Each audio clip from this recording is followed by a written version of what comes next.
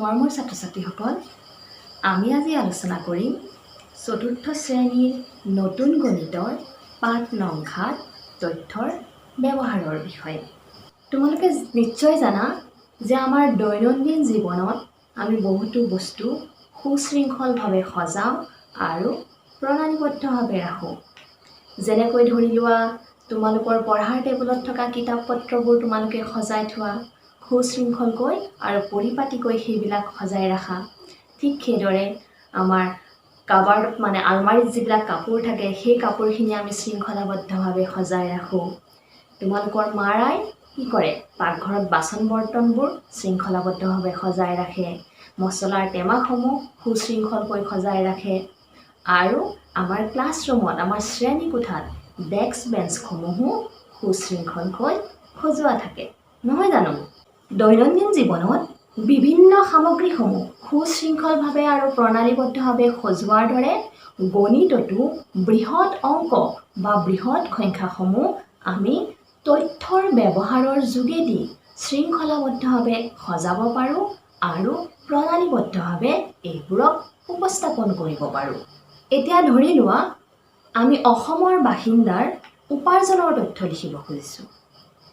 এই তথ্য লিখোঁতে কেইবা লাখ বা কেইবা কোটিত এই সংখ্যাটো প্ৰকাশ কৰিব লাগিব আৰু ইমান ডাঙৰ সংখ্যা এটা প্ৰকাশ কৰাটো আৰু মনত ৰখাটো যথেষ্ট টান কাম। এনে বৃহৎ অংক মনত ৰাখিবলৈ আমি গণিতত পৰিসংখ্যাৰ প্ৰণালীবদ্ধ পদ্ধতিৰ সহায় লওঁ। আৰু গণিতত তথ্য সুশৃংখলভাৱে সজোৱাৰ দুটা সৰল পদ্ধতি হৈছে, এটা হৈছে সচিত্ৰ লেখ আৰু আনটো হৈছে দণ্ডচিত্ৰ। আজি আমি আলোচনা কৰিম এই সচিত্ৰ লেখ আৰু দণ্ডচিত্ৰৰ সহায়েৰে কেনেকৈ তথ্যৰ প্ৰকাশ কৰিব পাৰি সেই বিষয়ে। সচিত্ৰ লেখত কি হয়? চিত্ৰৰ সহায়ত তথ্যৰ প্ৰকাশ কৰা হয়। তোমালোকে বাতৰি কাকত, পোষ্টাৰ, আলোচনী ইত্যাদিবোৰত চিত্ৰ দেখা পোৱা নহয়? তেনেকুৱা চিত্ৰৰ সহায়েৰে সচিত্ৰ লেখৰ জৰিয়তে গণিতত তথ্যৰ প্ৰকাশ কৰা হয়। চিত্ৰৰ সহায়ত গণিতত তথ্যসমূহ সুশৃংখলভাৱে উপস্থাপন কৰিব পাৰি। এই সচিত্ৰ লেখখনলৈ মন কৰা।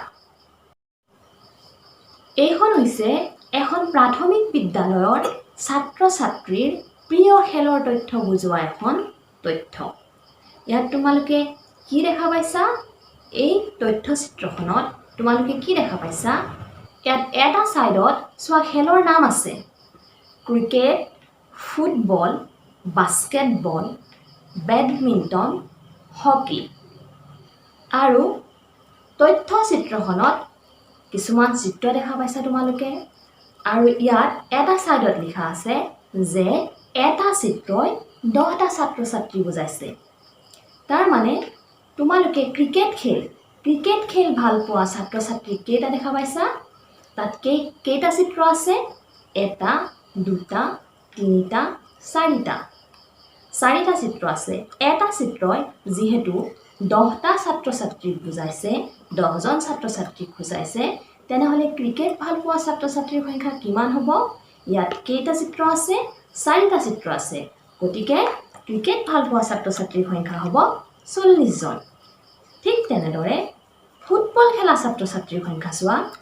ফুটবল খেলা ছাত্ৰ-ছাত্ৰীৰ বিপৰীতে কেইটা ছবি আছে? 1, 2, 3টা। 3টা ছবি আছে। আৰু এটা ছবিয়ে কি বুজাইছে? 10জন ছাত্ৰ-ছাত্ৰীক বুজাইছে। তেনেহ'লে ফুটবল খেলা ছাত্ৰ-ছাত্ৰীৰ সংখ্যা কিমান হ'ল? 30 জন হ'ল।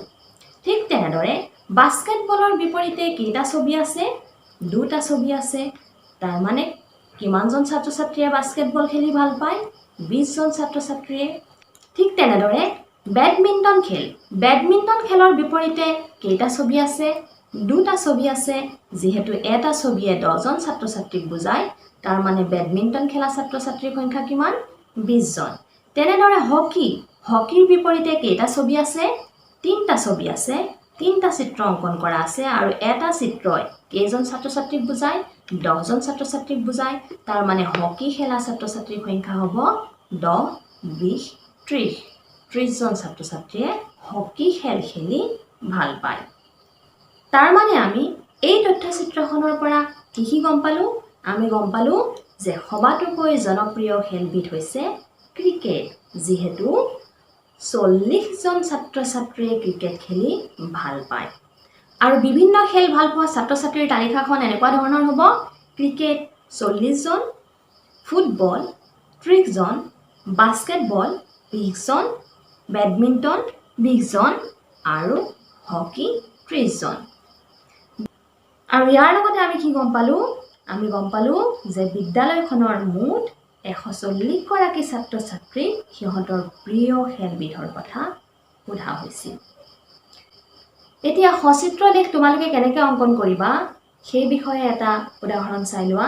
এই উদাহৰণটো চোৱা। মনোজ, ৰিন্দাও, বৰুণ, বিনিতা আৰু কবিতাহঁতৰ প্ৰত্যেকৰে লগত থকা গল্প কিতাপৰ সংখ্যা তলত দিয়া আছে। নামবিলাক দিয়া আছে আৰু কিতাপৰ সংখ্যা দিয়া আছে। মনোজৰ হাতত কেইখন কিতাপ আছে? 4খন কিতাপ। ৰিনদাৰ হাতত কিমানখন কিতাপ আছে? 5খন কিতাপ। বৰুণৰ হাতত কেইখন কিতাপ আছে? 9খন কিতাপ। বিনিতাৰ হাতত 6খন আৰু কবিতাৰ হাতত আছে 7খন কিতাপ। এতিয়া এই তথ্যখিনি চিত্ৰৰ সহায়ত কিদৰে প্ৰকাশ কৰিবা? এই তথ্যখিনি চিত্ৰৰ সহায়ত দেখুৱাবৰ কাৰণে তোমালোকে কি কৰিবা? এটা ছাইডত বাওঁহাতে তোমালোকে ল'ৰা ছোৱালীৰ নামকেইটা লিখি ল'বা। মনোজ, ৰিনদাও, বৰুণ, বিনিতা আৰু কবিতা। আৰু নামৰ বিপৰীতে কিতাপৰ সংখ্যা বুজাবৰ কাৰণে তোমালোকে একোটা চিত্ৰ ব্যৱহাৰ কৰিবা। ধৰি লোৱা তোমালোকে এখন কিতাপ বুজাবৰ কাৰণে এই চিত্ৰটো ব্যৱহাৰ কৰিছা। মনোজৰ হাতত কেইখন কিতাপ আছে? 4খন কিতাপ আছে। আৰু এই 4খন কিতাপ বুজাবৰ কাৰণে তোমালোকে কেইটা চিত্ৰ ব্যৱহাৰ কৰিবা? 4টা চিত্ৰ ব্যৱহাৰ কৰিবা। আৰু ইয়াত এটা চিত্ৰই এখন কিতাপ বুজাইছে বুলি তোমালোকে উল্লেখ কৰিবা। দ্বিতীয়তে আহিল ৰিনদাও। ৰিনদাওৰ হাতত কেইখন কিতাপ আছিলে? 5খন কিতাপ। এই 5খন কিতাপ বুজাবৰ কাৰণে তোমালোকে কেইটা চিত্ৰ ব্যৱহাৰ কৰিবা? 5টা চিত্ৰ ব্যৱহাৰ কৰিবা। তৃতীয়তে আহিল বৰুণ। বৰুণৰ হাতত কেইখন কিতাপ আছে? 9খন কিতাপ আছে। আৰু 9খন কিতাপ বুজাবৰ কাৰণে তোমালোকে 9টা চিত্ৰ ব্যৱহাৰ কৰিবা। তাৰ পাছত আছে বিনিতা। বিনিতাৰ হাতত কেইখন কিতাপ আছে? 6খন কিতাপ আছে। আৰু 6খন কিতাপ বুজাবৰ কাৰণে তোমালোকে কেইটা চিত্ৰ ব্যৱহাৰ কৰিবা? 6টা চিত্ৰ ব্যৱহাৰ কৰিবা। আৰু শেষত আছে কবিতা। কবিতাৰ হাতত কেইখন কিতাপ আছে? 7খন কিতাপ আছে। আৰু এই 7খন কিতাপ বুজাবৰ কাৰণে তোমালোকে কেইটা চিত্ৰ ব্যৱহাৰ কৰিবা?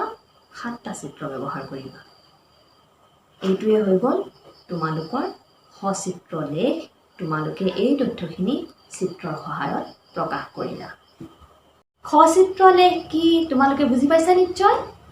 এতিয়া আমি চাওঁ আহা দণ্ডচিত্ৰ কি।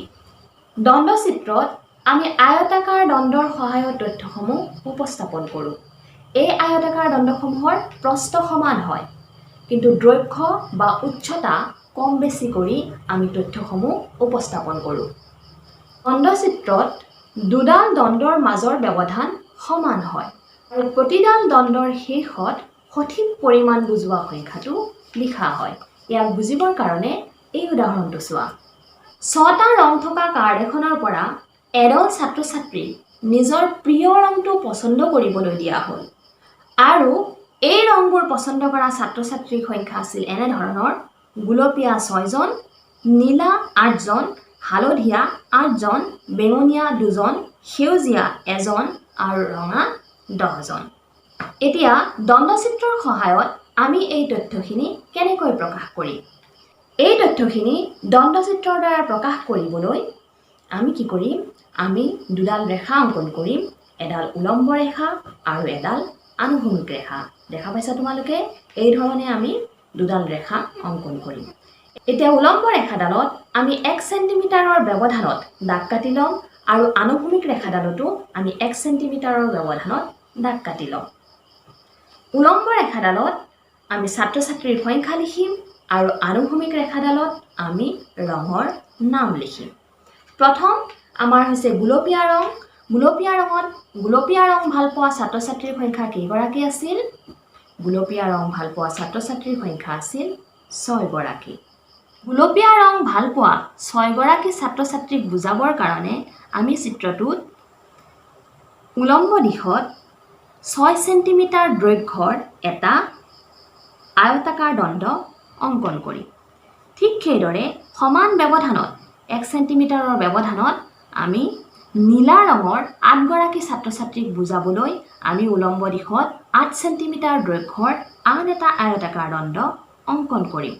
ঠিক সেইদৰে হালধীয়া ৰং বুজাবৰ কাৰণে আমি আকৌ 8 সেণ্টিমিটাৰ দৈৰ্ঘ্যৰ এটা আয়তাকাৰ দণ্ড অংকন কৰিম। বেগুনীয়া ৰং বুজাবৰ কাৰণে আমি 2 সেণ্টিমিটাৰ দৈৰ্ঘ্যৰ এটা আয়তাকাৰ দণ্ড অংকন কৰিম। সেউজীয়া ৰং বুজাবলৈ আমি 1 সেণ্টিমিটাৰ দৈৰ্ঘ্যৰ আয়তাকাৰ দণ্ড অংকন কৰিম। আৰু ঠিক সেইদৰে ৰঙা ৰংটো বুজাবৰ কাৰণে আমি 10 সেণ্টিমিটাৰ দৈৰ্ঘ্যৰ এটা আয়তাকাৰ দণ্ড অংকন কৰিম। দণ্ডচিত্ৰ অংকন কৰোঁতে আমি এই কথা মনত ৰখাটো দৰকাৰী যে প্ৰতিডাল দণ্ডৰে প্ৰস্থ সমান হ'ব লাগিব আৰু প্ৰতি দুডাল দণ্ডৰ মাজত সমান ব্যৱধান হ'ব লাগিব। আৰু ইয়াত যে আমি দণ্ডচিত্ৰৰ তথ্যখিনি প্ৰকাশ কৰিছোঁ, ইয়াত আমি ছাত্ৰ ছাত্ৰীৰ সংখ্যা অনুসৰি দণ্ডডাল দীঘল অথবা চুটি কৰিছোঁ। যিমানেই বেছি ছাত্ৰ ছাত্ৰী সিমানেই দণ্ডডাল দীঘল কৰিছোঁ আৰু যিমানেই কম ছাত্ৰ ছাত্ৰী সিমানেই দণ্ডডাল আমি চুটি কৰিছোঁ।